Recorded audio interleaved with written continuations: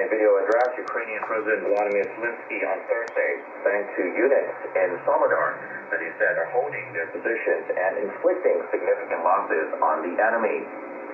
Zelensky said he and senior Ukrainian commanders analyzed the need for reinforcements in Soledar and nearby towns in the eastern industrial area known as the Donbass, as well as the next steps for the coming days.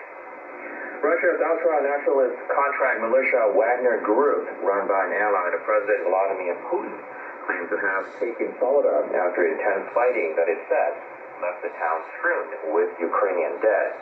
Moscow, however, has held off officially proclaiming a victory, which would be its first significant gain in 6 months.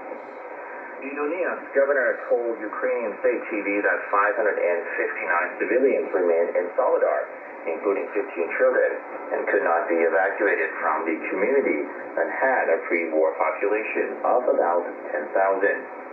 Drone footage obtained by Reuters of the medical evacuation from Soledar by Ukrainian soldiers showed deserted streets where just a few ruined buildings remain standing amid blasted trees and smoldering rubble. Soledar lies less than 10 kilometers northeast of the city of Bakhmut, where fighting has raged for months in one of the war's bloodiest battles, dubbed the Meat Grinder. Elsewhere in the world, the United States and Japan have unveiled plans to strengthen security cooperation in the face of shared worries about China. In a joint statement issued on Wednesday in Washington, D.C., after talks between the U.S. and Japanese foreign and defense ministers, the two countries said China presented an unprecedented threat to international order and pledged to position their alliance to prevail in a new era of strategic competition.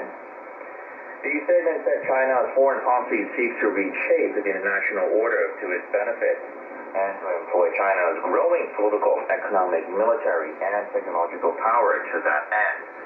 The joint statement was from Secretary of State Antony Blinken, Defense Secretary Lloyd Austin, and their Japanese counterparts Yoshimasa Hayashi and Yasukatsu Hamada. The four men agreed to adjust the American troop presence on the southern Japanese island of Okinawa in part to enhance anti-ship capabilities that would be needed in the event of a Chinese incursion into Taiwan or other hostile acts in the South and East China Sea. They also added a formal mention of outer space in the long-standing U.S.-Japan Security Treaty, making clear that attacks to, from, and within space could trigger the mutual defense provisions of the treaty that had previously been outside the scope of the agreement. In addition, the U.S. space agency NASA plans to sign a cooperation deal with Japan later today.